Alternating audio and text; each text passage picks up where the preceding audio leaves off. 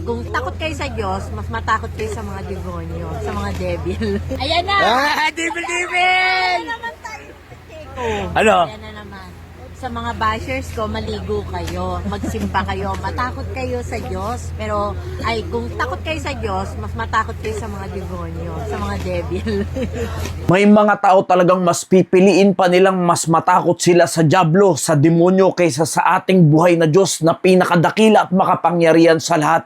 Sino nga ba talaga ang mas dapat katakutan ng sangkatauhan habang siya ay nabubuhay pa sa mundong ito? And fear them not which kill the body, but are not able to kill the soul, but rather fear Him which is able to destroy both soul and body in hell. Alam naman natin bilang mga mananampalataya ng Panginoong Jesucristo na ang dyablo ay pumarito upang magnakaw, pumatay at mangwasak. At walang ibang magandang layunin sa iyo ang dyablo kundi siraan ka, wasakin ka, hanggang sa ikaw ay maging luray-luray na at hindi mo nakilalanin ang Diyos sa iyong buhay hanggang sa araw ng iyong kamatayan. At yan ang nais ng dyablo sa iyo, na ikaw ay hilahin kasama niya sa impyerno. Yes, totoo, kayang gawin ng dyablo ang mga bagay na yan kahit pa ikaw ay mananampalataya na ng Panginoong Jesucristo. Walang exempted sa atin dito. Ikaw man ay mananampalataya o hindi, ay kayang gawin niya ng dyablo sa buhay mo. Pero diyan sa binasa nating bersikulo, nililinaw ng Biblia na oo, nakakatakot nga naman kung ikaw ay papatayin, kung ikaw ay parurusahan, kung ikaw ay pahihirapan. Lalo pa kung kakasangkapanin ng dyablo ang mga tao na wala naman sa ating Panginoon. Pero alam mo ba na sinasabi ng Biblia na mas matakot ka sa kayang magwasak ng iyong kaluluwa at katawan sa impyerno. Dahil oo, ang dyablo ay kaya kang pahirapan, kaya kang saktan, kayang gawin sa iyo ang mga bagay na hindi mo inaasahan. Pero dapat mas matakot ka sa kayang pumatay ng kaluluwa. Dahil isang araw mga kaibigan, mga kapatid, tatandaan nyo, ang dyablo ay nakaredy na sa kanya ang dagat-dagatang apoy. Yes, hindi po siya maghahari sa impyerno, kundi siya ay paparusahan doon araw at gabi. At ang impyerno ay ginawa para sa kanya at hindi para sa mga tao. Pero sa dahil hindi mo pagsampalataya sa ating Panginoong Jesucristo, ikaw ay pwedeng mabilang kasama ng mga dyablo sa impyerno kung hindi ka mananampalataya sa ating Panginoong Jesucristo. Kaya't anong punto? Ang dyablo isang araw ay pupunta at pupunta sa dagat-dagatang apoy. At kung hindi ka pa mananampalataya ngayon, isang araw ay makakasama ka ng dyablo. Kaya ano ang punto? Dapat mo bang mas katakutan pa ang dyablo sa buhay mo kaysa matakot ka sa Diyos na kayang iligtas naman ang kaluluwa mo at hindi ka mapahamak? Ang dyablo ay nag-aantay na lang ng kanyang kapahamakan at ang oras niya ay nalalapit na. Bakit pa mas pipiliin mong matakot ka sa dyablo kaysa mas katakutan mo ang Diyos na kaya ka naman iligtas? Pero tatandaan mo, kung ikaw ay hindi mananampalataya, kaya ka rin niyang ilagay sa dagat-dagatang apoy. Totoo naman na nakakatakot ang mga kayang gawin ng dyablo sa ating buhay. Pero alam mo ba, ito ang sinasabi ng Biblia. Ye are of God, little children, and have overcome them, because greater is He that is in you that he that is in the world. Malinaw po yan na ang bersikulong yan ay para lamang sa mga mananampalataya ng ating Panginoong Jesucristo, ang mga naging anak ng Diyos sa pamamagitan ng pananampalataya sa ating Panginoon.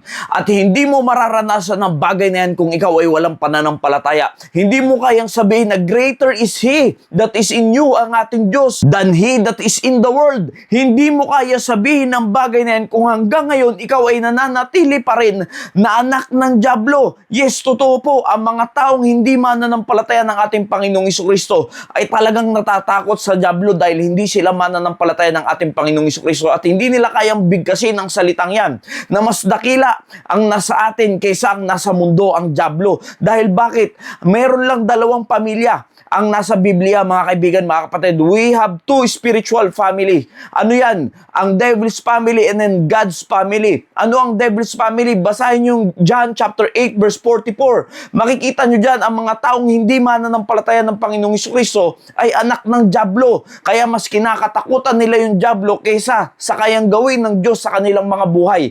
Pero alam mo, kung ikaw ay mananampalataya na ng Panginoong Jesucristo, in John 1:12, na tayo ay naging anak ng Diyos sa pamamagitan ng pananampalataya. Kaya sinasabi dyan sa binasa natin bersikulo na masasabi mo na kung ikaw ay anak na ng Diyos, we are the children of God.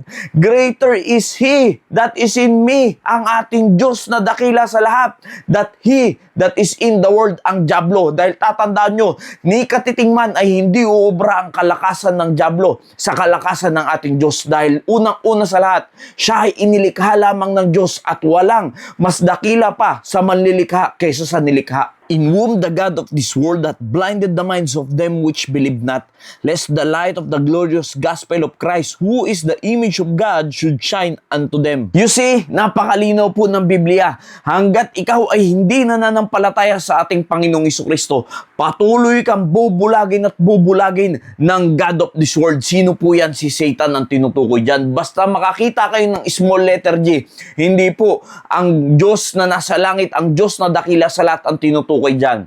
Ang tinutukoy dyan, pwedeng si Satan o ibang mga Diyos-Diyosan pa, kaya mag-iingat din kayo sa paggamit nyo ng small letter G at capital letter G pagdating sa ating Diyos na dakila sa lahat.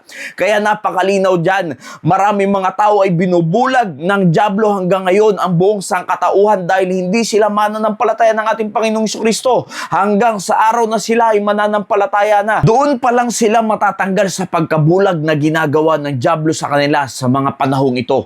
Dahil ang tunay na katotohanan, ang tunay na magtatanggal ng kabulagan sa mga tao ay sa pamamagitan lamang ng ating Panginoong Jesucristo. Kaya kaibigan, kapatid, ngayon ay may oras ka pa, may kakayahan ka pa, buhay ka pa, malakas ka pa.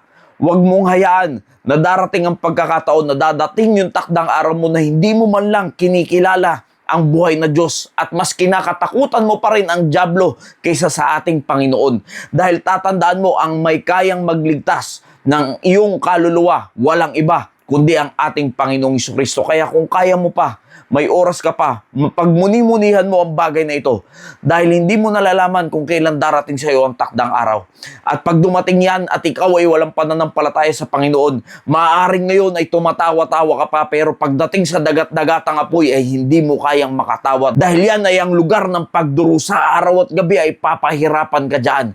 Na pwede mo nang piliin na ikaw ay makapiling ng Diyos, walang hanggang buhay, na ikaw ay hindi na mahihirapan, mapapagod, iiyak, kundi magiging maligaya ka sa piling ng Panginoon. Habang nabubuhay ka, nandito ang pag-asa. Sampalatayanan mo ng iyong buong puso ang ating Panginoong Jesucristo. Humingi ka ng kapatawaran sa lahat ng iyong mga kasalanan. Mararanasan mo ang kaligtasan ng Diyos. Nawa naging pagpapala po ang mensaheng ito. Maraming salamat po and God bless you all.